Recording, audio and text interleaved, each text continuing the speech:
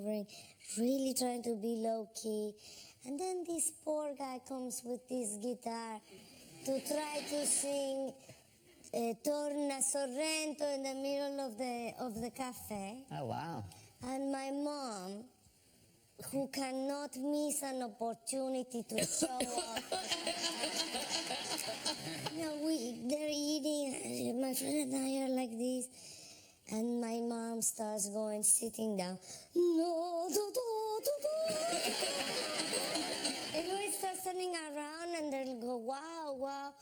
And then at some point, she feels the attention, and she starts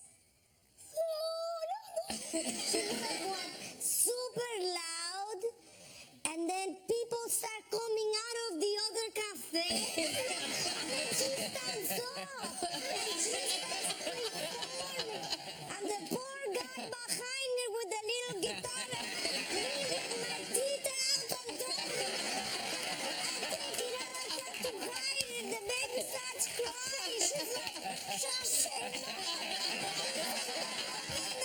My friend is also not knowing what to do, so let me tell you something, for breastfeeding mothers, the fact that you're famous is not gonna go well in the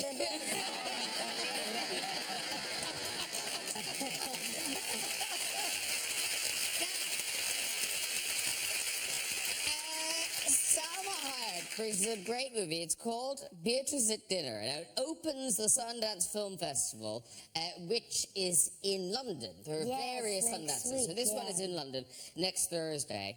And you play Beatrice. How do you describe it? Because it's sort of half a kind of comedy of manners, and yet it also has this quite profound sort of social conscience. Exactly. What do you tell people about it? I tell them to go see it. I tell them to go see it, and because I think it's fantastic, and this is one of those rare occasions where I'm not lying. I feel you. Because you have the studios pushing, you have to say, and you're like, yeah, it's wonderful, and inside you're like, I hope nobody sees this. But this one, actually, I think they should go see it. It's different. It's very strong. It makes you think a lot. It makes you laugh. It makes you feel nervous. Yes. Yeah. It makes you uncomfortable. It makes you uncomfortable. I play a holistic healer, and I am invited by force, because they have no other choice, to this dinner of very powerful people. And I talk about fish out of water, and it's like the worst night of my life. I mean, I'm sure you guys have had some really bad dinners, but it's very bad. You got a clip for the film. This, appropriately enough, it's sort of self-explanatory, I think. This is just Beatrice at the dinner. At part of the dinner, yeah. Tonight you have a choice of 2 entrees. The chef has I would prepared. just like to say to Kathy and Grant, thank you for having me tonight. I know you were not expecting me, but I love Tara, I love your family, and I love being in your house. And it's an honor to meet all of you. Oh, so sweet. Thank you. And I would like to give you all treatments, free of course, as my way of saying thank you for including me tonight. Oh, no, Beatrice, you don't have to do that. A treatment? What do you mean? She's a masseuse, Doug. She gives massages. We're getting free massages? All of us? Oh. At the same time? You wish, you sicko. You will have to come to the center in Santa Monica. I have an office. You have an office. Good for you.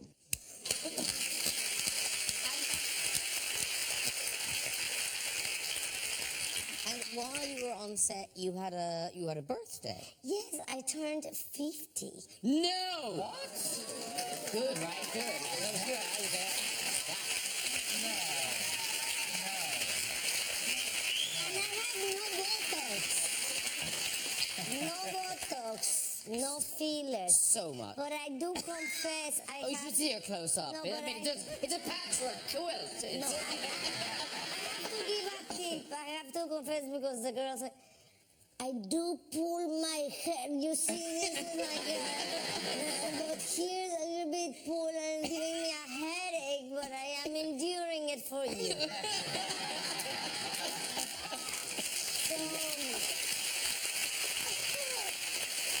you guys cannot do that.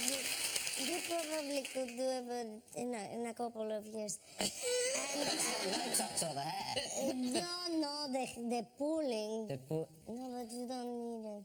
Yeah. Thank you. No, it doesn't make me feel good. Thank you.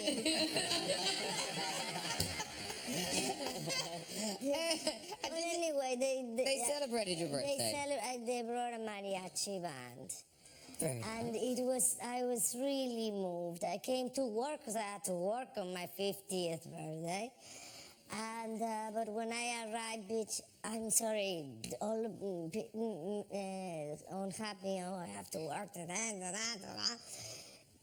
And then, of course, I opened the car door and there's this mariachi and I cried and it was amazing. And then they told me that the producer, when Miguel proposed the mariachi, she said, but is that politically correct? Because she's Mexican to bring a mariachi? Is she going to think it's racist? Is it... So she was really nervous, so I made a joke at her and said, I need to talk to you. I said, I gotta say, I'm really grateful for the thought of doing something on my birthday. But really? A mariachi? Are we having tacos for lunch? And she went really in tears. I said, I'm sorry, I find this a little racist, but then I told her it was. David, you get invited to all sorts of things. Were you on holidays when, I think it was Brian Ferry invited you to dinner? Oh, yeah. Well, I was at a very nice hotel in Turks and Caicos, and Brian Ferry was also staying there, and I knew him a little bit. And Prince was there as well. Wow. This was a few years ago. And, Prince is there, yeah. Glad you can see the funny side. And Brian said, would you like to come over and have dinner with Prince? I was like, well, this is a once-in-a-lifetime opportunity. And so I went, yes, of course. But that was quite an awkward conversation, because Prince doesn't say much, and Brian Ferry isn't that talkative. So we sort of sat there with nothing much to say, and Prince doesn't ask any questions. You know, doesn't go, what do you do? Or, well, you're my favourite judge on Britain's Got Talent, or anything like that.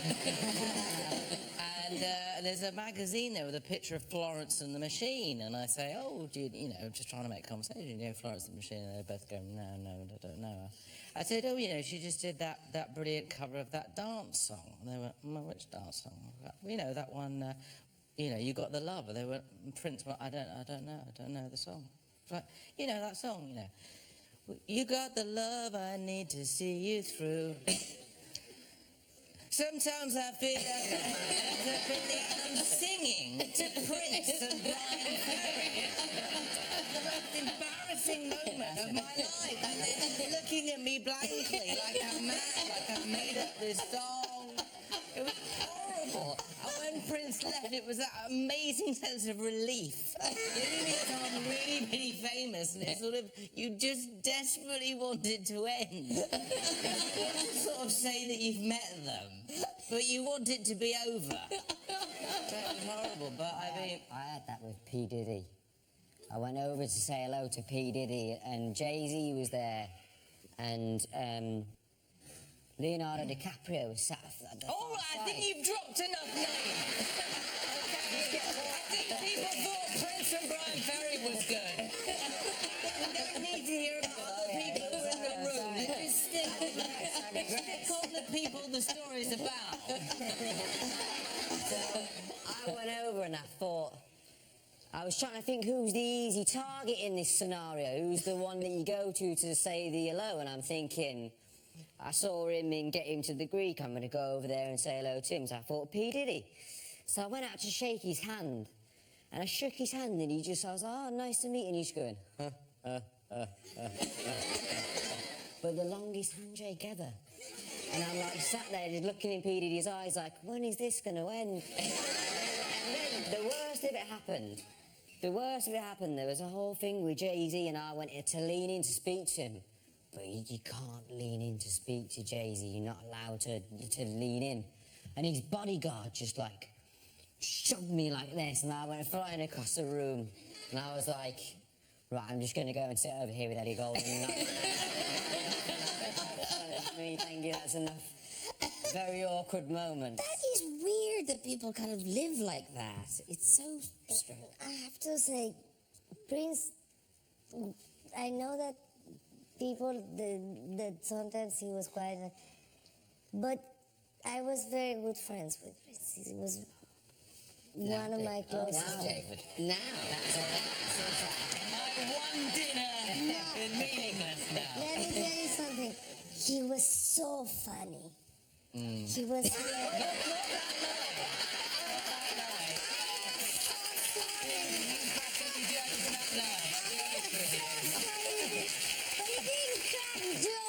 He had a strange sense of humor. You know, like we'd go somewhere and he'd say things like, I would start going for the food like I always do, and I would like try to get something, and he'd be very serious like this in a public, and he would go, hold my hand, and say, sister, stay away from the buffet. That's good advice. Because he's right. I'm stealing that. That's funny. Let me tell you something. He was so funny. I'm so sorry you didn't get to meet. Well, I did get to that. Yeah, yes. But where we went, it wasn't a buffet, it was a sit-down dinner. You went to an all-you-can-eat buffet with friends. But, it was actually in quite a smart hotel. But thank you for your contribution.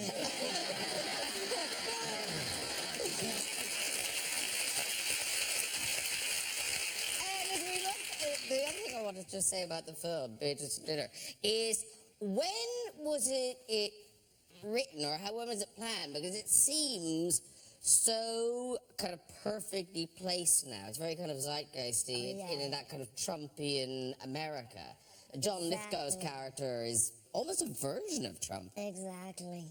And was that all planned? No, the scary part is that there's so many like him. Yes. No, we were thinking about the dentist that killed the lion. Yes. And so it was before Trump. But when we were shooting, he was campaigning. But now, I want to ask you about your political opinions, but we do have a picture that suggests... But you're not going to ask me because you already know. And here you are with a lovely piñata. This is the Mexican style, you know? The minute he started talking about the Mexican, 2 days later, we were selling piñatas like there's no tomorrow. Somebody brought one to a party at my house. The Mexicans lined up worse than the little kids at Valentina's party. And the tragic thing was that the first person that went on it killed it in 2 seconds. Nobody else got to hit the piñata. But some people were stepping on it on the floor. Because, Have you met the real Donald Trump? oh, yeah. What was he like? Strange. It's like, I mean, one thing you gotta give it to him, like, he is what it is. It's not like Yes, he's not pretending. pretending. Yes. Yeah, what you see is what you get, unfortunately. Oh my God. Because David, now you haven't met him, have you? No, I have not. But you did take the opportunity of dressing up as him. Yeah. There you go.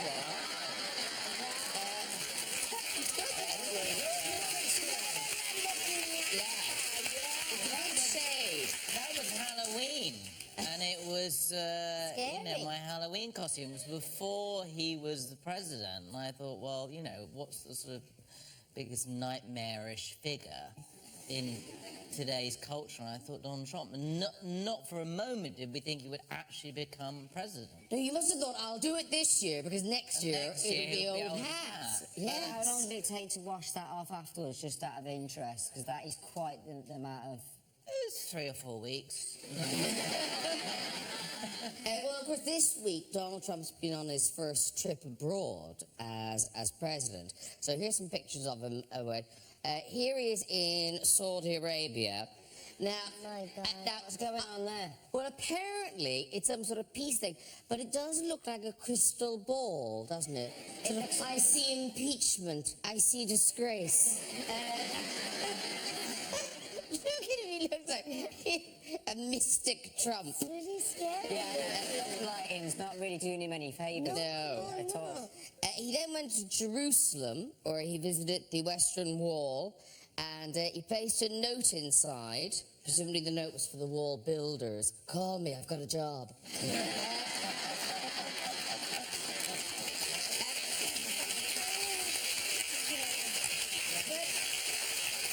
You look at this picture, he can't even touch a wall appropriately. Look at that, it looks so wrong. It does look sleazy for some It is. Just like, wall. Well, by the way, if anyone's wondering what that unusual thing on his head is, that's his hair. And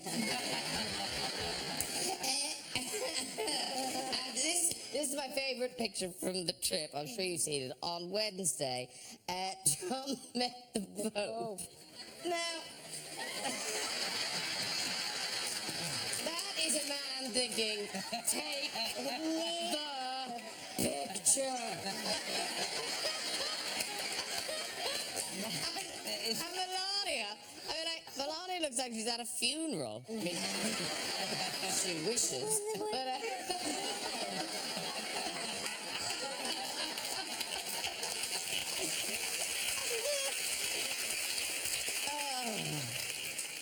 Did you see when Trump tried to hold Melania's hand?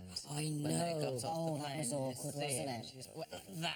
I get that one I get in for telling the Bellagio story. With the being, yeah. Get off me. Get off me. And actually, talking of world leaders, David recently noticed a resemblance between yourself and another world leader. Yes. Well, I saw a picture of our glorious leader, Theresa May, and in youth, I think she did actually look a lot like me. I think you've got the picture I put We do. on Here we are. Instagram. I think.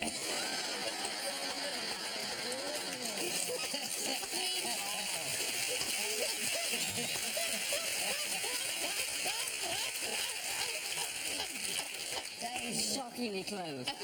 It's true, isn't it? It is weird how... I could play her in a biopic.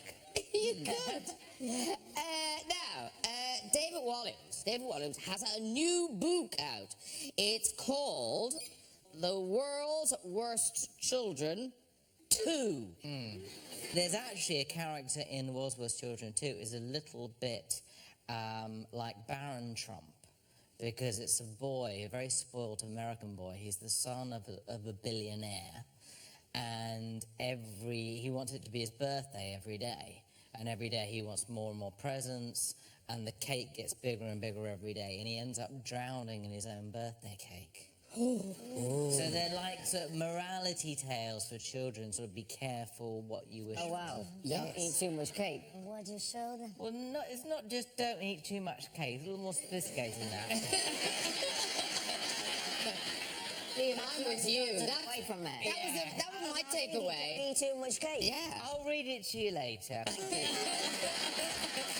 can give you a bar. Very happy to do. And this, are your books, because some of your books are for younger children. This is sort of 6 to 12-year-olds, I'd say. This is a bit younger. I go into lots of schools up and down the country, and I do ask the kids, I say, you know, are there any reluctant readers here, any kids who don't like books? And, you know, normally boys put up their hands. So there's no shame in it, that you just need to find the book that's for you. And this book is really written with the reluctant reader in mind, because it's full of pictures. The emphasis is really on humour and surrealism, and, you know, although there is a little bit of a message, like, don't eat too much cake. Yeah. You know, it's meant to just be read for fun. I would like to actually sign one for your I was daughter. actually gonna steal that For one. your when daughter. I Oh, signed look, it. here we go. Can I sign it? Yes. I saw where he was hiding as on the There we go. There you go. I don't know if And this is the right someone page. told me your daughter's name was Valentina. Valentina. How old is Valentina? 9. Does she read? Yes. Does she read in English or? Valentina, English, French, and Spanish. So properly, I know. That's, yeah. That's a lot. I have got a lot to learn, I think. Yeah. There we So go. do I. $9.99. Thank you.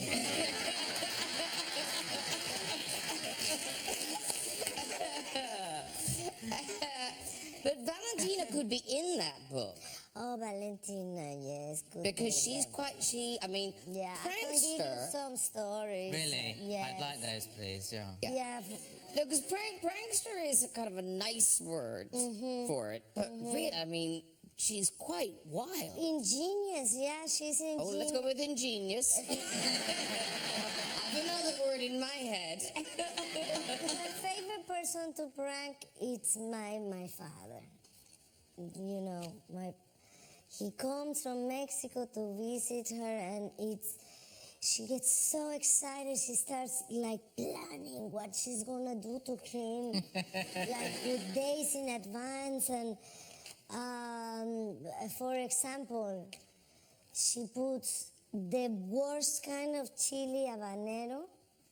She takes the toothbrush and rubs it on the chile habanero, you know, Prankster. and then puts it back in the Oh, Betty finds it hilarious.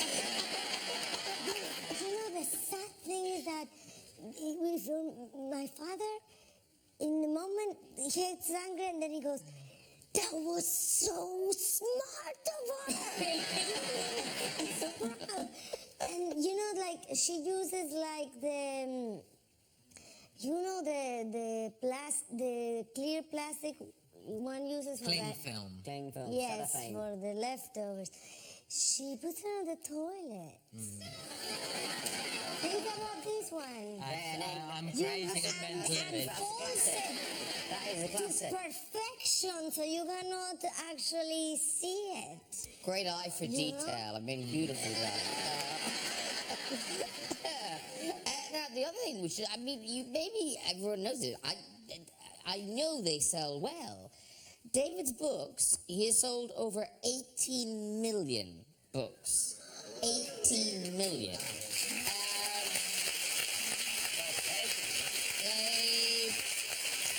They've been turned into TV shows. Gangster Granny, that's going to the West End. Yes, this summer. Honey, maybe I can play that part. Yeah, but you're far too beautiful and young. That's good. That went well. Your fans, because his fans of the books, they're children. And are they still as brutal as... Oh, yeah. We get a lot of brutal letters because they like to point out any errors in the book, even sort of maybe problems with the plot or Valentina characters. She would be one of those children. Yeah. And then they're very honest about in the way they write letters to you as well. Well, you posted a couple of the letters. Here's the first. Oh, this is Dear David Walliams, you are my second favourite author. J.K. Rowling wins. I hope you like my drawings. I'm sure you did like the drawings. Very much. This next one you posted, I think this was on Instagram. I love this one. Dear David Walliams, my name is Pearl. I writing to you because you are my second favourite author. I really wanted to write a J.K. Rowling, but my teacher said not to, as she obviously receives too many. So here I am writing to you on my 10th birthday. It's just honest, isn't it? Because, I mean, the truth is, J.K. Rowling would be too busy to write something like that. But me, I mean, I've got time on my hands. It's very sweet now. I mean, How did you feel when you read it? That you said, I am actually reading it now. I thought I love it when they're funny actually because they really stand out. I had another good one, which was this girl wrote, can you come to our summer fair on the 2nd of June? Our teacher, Mrs. Wilkins, said you can stay at her house for the night.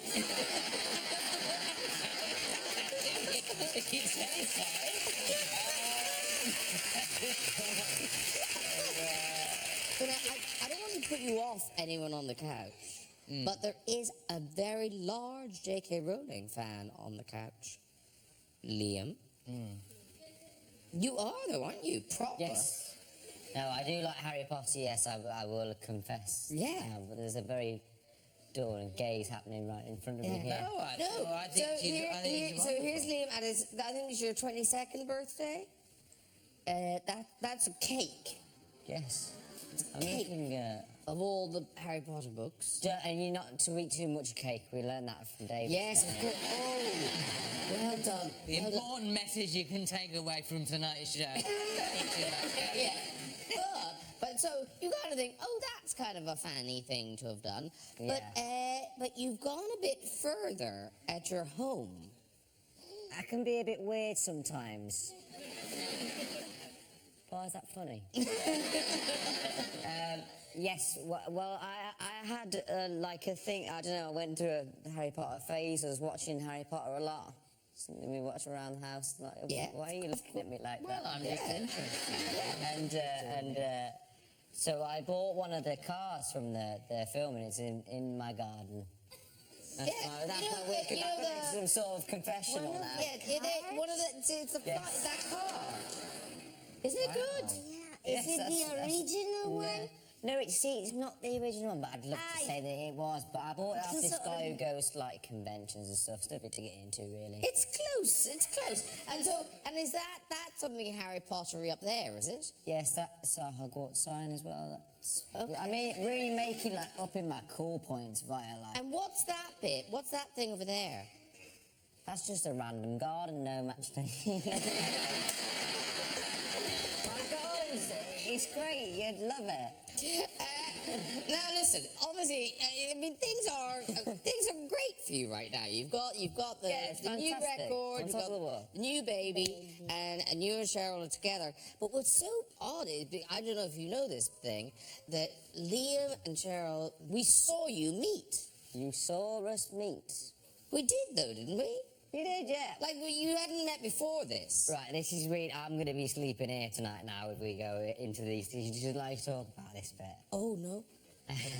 We do it, but can we see the wink? Can we see the wink? You can see the wink, I suppose, yeah. Okay, Let's so play that this back. is the first time. Ignore the hair, it was a different year. This is the first time Liam ever met Cheryl. Here they are. Fly me to the moon, let me play among the stars, and let me see what spring is like on Jupiter and Mars.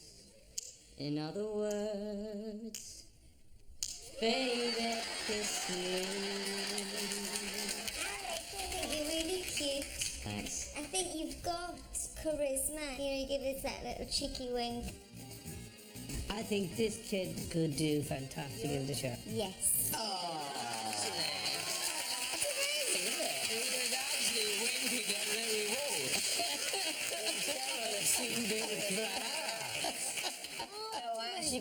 I got a real, when I got back to school and they played that, obviously, as you naturally laughed along as well, I got a real ribbon for winking at Cheryl. They were like, you winked at her, what do you think you're doing, whatever, you know.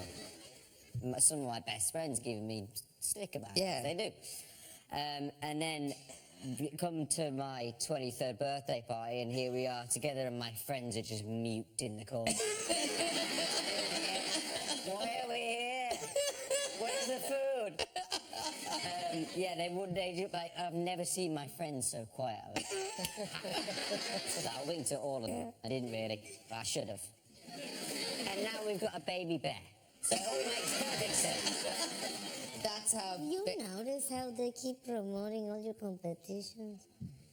Harry Potter, the X Factor. I have noticed. Yes. Yeah. But but you are, but are you friends with Simon Cowell or not? Yes. You are? Yes. But as much as he can be friends with anybody. Deeply strange man. But you do annoy each other a lot. Oh, we're very competitive with each other. Yeah. We're like sort of competitive brothers who sort of love and hate each other. And he winds me up all the time when we're making the show. Like, he'll say something like, David, have you got your phone out? And I'll say, yeah. He goes, have a look to see if Alicia's ever done any lingerie shoots. Why? Because David, you just need to do it for me. Thank you, and pay you lots of money to look up if Alicia's done it. So I look it up and find some pictures of her, you know, looking sexy. Alicia, David's looking at pictures of you. He does all the time. But then I get my own back. I say, because I know he loves animals. I like Hitler loved animals. And I know he loves animals, and I say to him, I've got a lovely, lovely picture of my dog Bert. Would you like to see it? And then I show him a rather unusual picture of Bert. I think you sent us the picture. This is the picture of Bert. That's brilliant. Now, talking of talented pets, you had a parrot, didn't you? That could properly speak. Yes. What was the name of the parrot? Paco. Paco the parrot. Paco was a bit of a prankster too. So what could it say? Well, he would just start cursing. When really, like, if my parents had guests that they wanted to impress, he kind of sensed it. And he just started saying the alphabet of cursing, you know, really loud, because he was loud. But who did he learn it from? That's the real question here. I think we bought it like that. and then one time we were all out, and my uncle came to the house, he rang the bell, and Paco would go, "We're coming!" And my uncle is waiting, ring the bell again. "I'm coming! And he rings the bell. "Wait, I'm coming!" And after 1 hour, my uncle started doing all the cursing. Where you got it from? He probably was my uncle and he was revenge.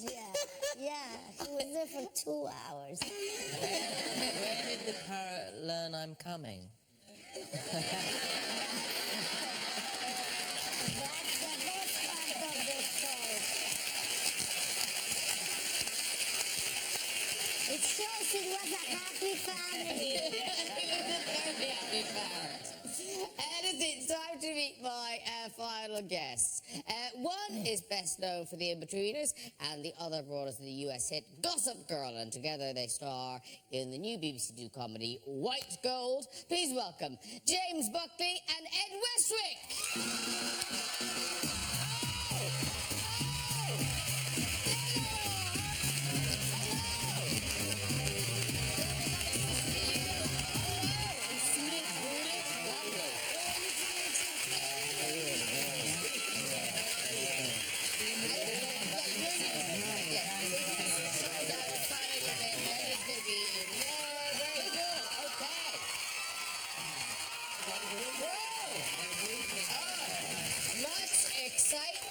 Much excitement.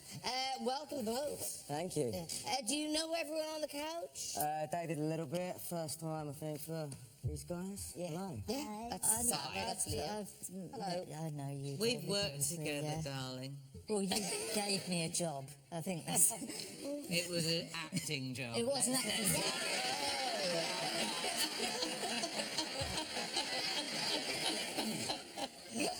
Well, I was acting. Yes, I've you've come been to see to it, you. I've yes. come to see you boys a couple of times. Yeah, a few times, yeah. Yeah. And Ed, already we've had this in the corridor. Yeah. People just think you're an American actor over here slumming it, but in fact you are. Hello, I'm English, there you go. There you go. Yeah, that bemused me. Actually, I thought you were American. Yeah. Now you're English. That's amazing. Sorry to be...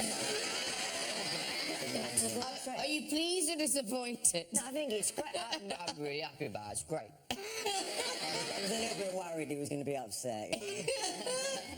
And obviously, you know, we're all very happy working here in Britain. How did you get that job in Gossip Girl? How did that happen? I was doing one of the jobs that James No, they do something called pilot season out in the States when they're putting together new TV shows, and I went out there like many young actors do from all around the world and auditioned. It was one of the many auditions, and I, with a little bit of luck and a little bit of whatever, got the part. Moved to New York. It's back down to earth. Back down to earth. Do you live here now? Are you back living? Yeah, well, I'm back and forth, but yeah, I'm in London. You can be a big star over there, but face it, right now you're in a show with Jay from The In-Betweeners. And I'm having a blast. And that show is White Gold. It's on BBC Two Wednesdays at 10, and then the whole series will be available on BBC iPlayer. So the first one out this week, great response to the show. You must be pleased. And it's set in 1983 in the world of plastic double glazing salesmen. It's riveting. But it's you reunited with Joe. Yep. Joe Thomas. There's the two of you. It is set in 1983. We established that. And of course, and it's written by the In-Betweeners creator. Yeah. So did the three of you working this together, or how did it happen? One of the co-writers of The In-Betweeners, Damon Beasley, he's written and directed this, and he told me about this idea 10 years ago. So that sort of shows his work ethic, I think. He mentioned to me a long, long time ago. Like a decade, I think it was a decade ago. Yeah, and we've just got round to doing it. Was it weird for you coming into an environment where those three guys knew each other so well? I'm still in therapy for it, to be honest. No, it was wonderful. I mean, obviously they had a great success with The In-Betweeners. I mean, everybody loves it, right? It's hilarious. And, I mean, they've got a great bond, and they've got that shorthand Joe and James do, so it was good. I feel like I learnt a fair bit. And what was it like with him coming into the mix? Be careful. I'll be honest, it was. See, Ed's a professional, and he's good at what he does, and he knows his lines, and he knows where to stand. He knows what direction the camera's facing, and things like that. And it made us all look really bad, and I didn't appreciate it. Me and Joe are there, we're trying to muck about all day, and if they've got something to show for it at the end of the day, then that's a bonus. Ed's there and he's worried about the TV show. Oh, it's got to be good. That's not why you get into this business. You're doing it all wrong. You're working far too hard. Don't do this job to work for a living. Hey, we've got a clip. We've got a clip of White Gold. Now, this is the three of you. How do I put this? It's the three of you discovering a 1980s sexual revolution. Is that fair? Yeah. Yeah. Here, enjoy. Voila. Have we broken down? I think you got the wrong address, Posty. Think again, boys, because tonight we're pioneers, witnessing the start of a whole new sexual movement. Dogging. First dogging. Dogging is the combination of two revolutions, the motor vehicle revolution and the sexual revolution, making the ultimate form of sexual expression. You sly old dog. This has the potential to be interesting. Are there people having sex in these cars? Yes, if that's all right with you, Lavender. What'll we do?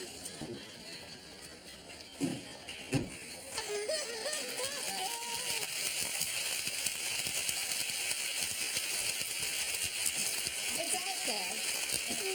That's what we do. There's a bit after that where it gets worse. It comes like an action scene. Brilliant. It's really good. No, it gets, honestly, that scene really gets very funny. Yeah. Very quickly. Often when people are coming on the show, you know, a lot of celebrities, they have Twitter accounts. So you just you might check their Twitter feed, just see what they've been up to, in case it might provoke a question. And we checked James's. Yeah, I don't use Twitter responsibly. No, you really don't. I forget that people follow me on Twitter. This is what you tweeted just a few days ago. Oh, God. Yeah. I actually shit myself over the weekend in front of my wife, my kids, my parents. I still wonder why I have difficulty making friends. Is that true? Absolutely true. Absolutely true. My parents were there, my sister was there, her boyfriend was there. I've only met him a handful of times. And, yeah, right, what it was Explain yourself. I was working at the time, I was working on another TV show, sorry, I've been cheating on you. But there was, I have to go away during the week. And what was great was I got to come home at the weekends, but for my boys, I've got two little boys, 3 and 5. And the Sunday came and I'd had to leave that night to go to work for the next day, and my eldest son got really upset and he was like, "Oh, you're going already?" And I was going, oh sorry, mate. I thought, then I felt like I had a fart. I thought, this will cheer him up, he'll love this. I said, "Listen, I've got to go, but come and give me a big squeeze. Come and give me a big hug." And I'm just going to do that thing where they give me a big squeeze, and I'm going to go, "Oh, you've squeezed me too hard." And I thought that would be a great way to leave him. To cheer him up. He took a little bit longer to come to me to give me the cuddle, and I was losing the fart a little bit.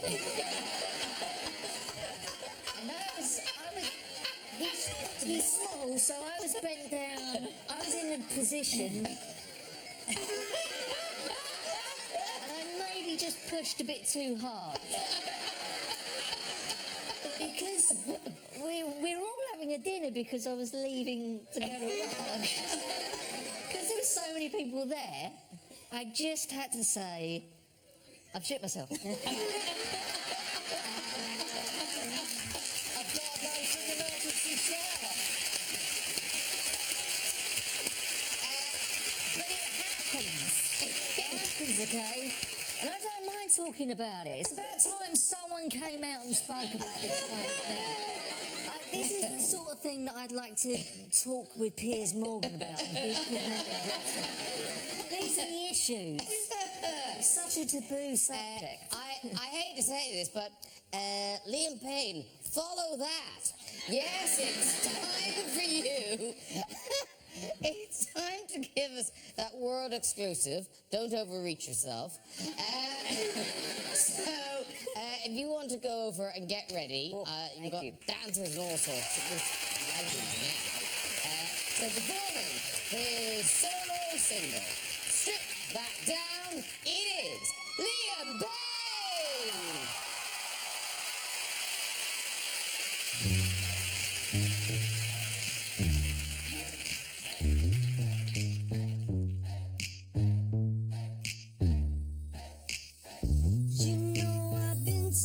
Some time and I've been keeping to myself. I had my eyes upon the prize, ain't watching anybody else. But your love, it hit me hard, girl. Yeah, you're bad for my health. I love the cards that I've been dealt.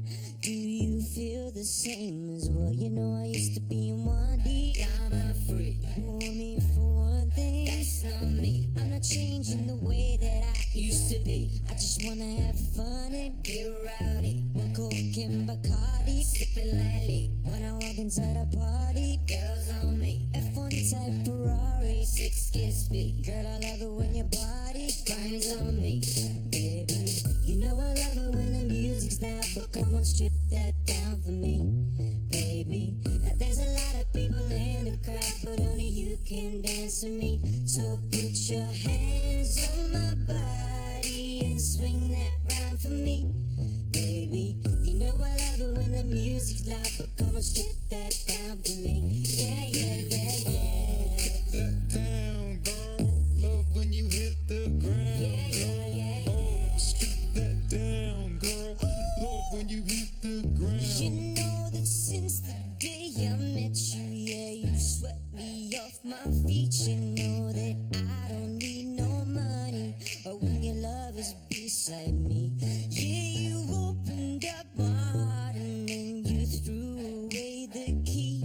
Girl, now it's just you and me, and you don't care about where I've been. Said I used to be on 1D, I'm a freak. Want me for one thing? That's not me. I'm not changing the way that I used to be. I just wanna have fun and get rowdy. One Coke and Bacardi, sipping lightly. When I walk inside a party, girls on me. F1 type Ferrari, 6 kiss speed. Girl, I love it when your body grinds on me. Baby, you know I love it when the music's loud, but come on, strip that down for me. Baby, there's a lot of people in the crowd, but only you can dance with me. So put your hands on my body and swing that round for me. Baby, you know I love it when the music's loud, but come on, strip that down for me. Yeah, yeah, yeah, yeah. Strip that down, girl.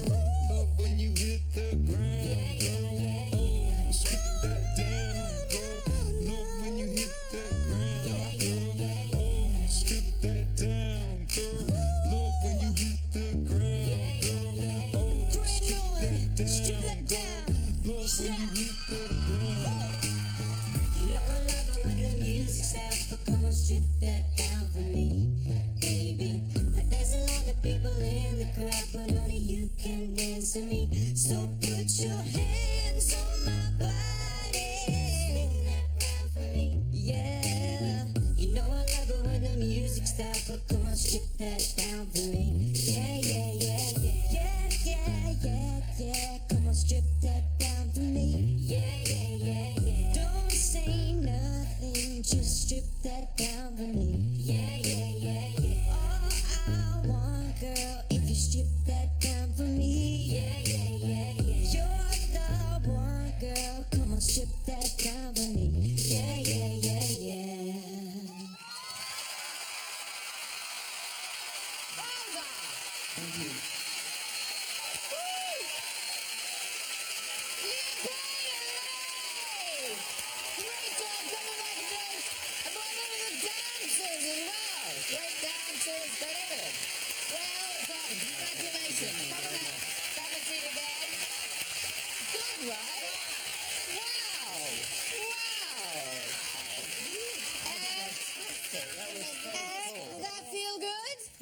it's nice to be back on stage again. Thank you so much. That was you. That's been beautiful. Thank you.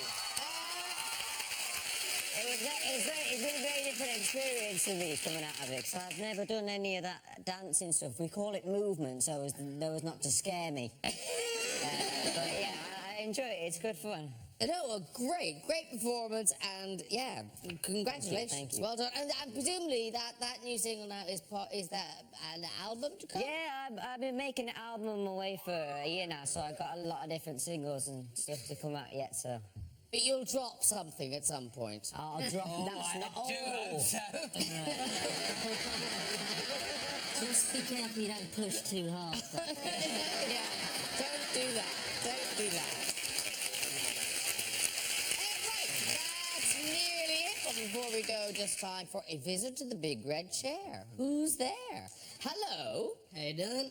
I'm very well, thanks for asking. And what's your name? Matt. Matt. Yeah. Matt. Are you, by any chance, from New Zealand? Yeah. Yes, I thought it. Off you go with your story, Mitt. I was a few years ago, me and my cousin were on the way to the Rugby Sevens in Wellington, and we were dressed as bananas. We decided to stop. Guys, just need to stop for 1 second. Sorry, Salma. They were going to see the rugby, and they were both dressed as bananas. I did hear that part. Okay, yes. You thought you didn't understand. They were drinking bananas. They were dressed as bananas. They were dressed as bananas, obviously. Sorry, Mitt. Then we decided to stop on the side of a hill for a piss. It all went reasonably well. And then Chris's need to piss pretty quickly turned into the need to shit. So he crouched down. That all went okay. It only went downhill when he decided to stand up, slipped over, quite ironically in a banana costume, rolled down the hill, knocked himself out on a tree. I ran down the hill to try and save him, slipped over in what he'd just done. Both ended up down the bottom of the hill covered in all sorts, and ended up in hospital with his brother there waiting for us. Me and him got kicked out of the hospital because we thought we'd take it into our own hands to fix him because the doctors were taking too long. So we got kicked out, went back to town, had a good night, and about 3 hours later we see Chris walking down the high street in his hospital gown, discharged himself.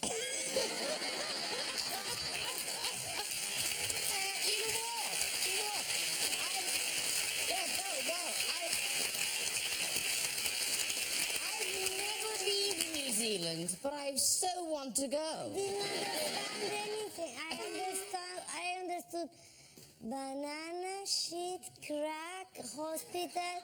It was too long. You said it was too long. That's all I understood. Well done.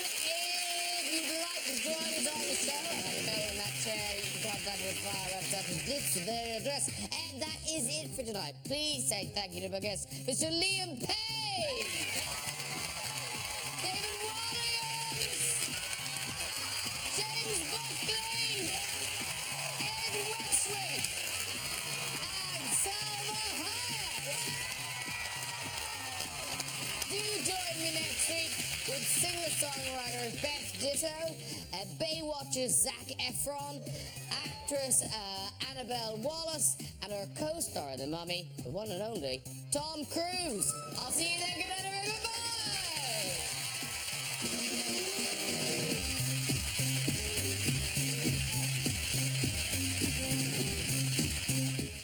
Hello, it's Nick Grimshaw from BBC Radio 1. This weekend, we bring Big Weekend to Hull, and we are bringing with us Katy Perry, Kings of Leon, Stormzy, Little Mix, and loads more. Listen and watch all weekend on Radio 1.